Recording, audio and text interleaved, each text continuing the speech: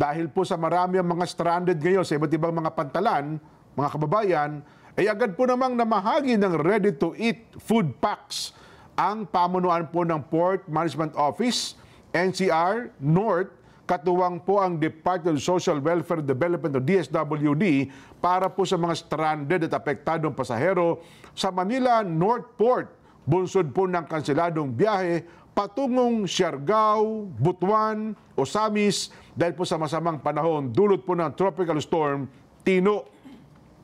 Patuloy po na tinitiyak ng pamunuan ng PPA na nasa maayos at ligtas na kalagayan ng mga pasaherong apektado ng kanselasyon. Pinapayuhan din ang lahat ng pasahero na makipag-ugnayan sa kanilang mga shipping lines para sa karagdagang impormasyon at update hinggil sa schedule ng biyahe. Batay po sa tala, bakong alas 12 ng tanghali ngayong araw, ika-4 ng Nobyembre, nananatili pong 356 na pasahero ang stranded sa pantalan at naghihintay ng kanilang biyahe. Ayun.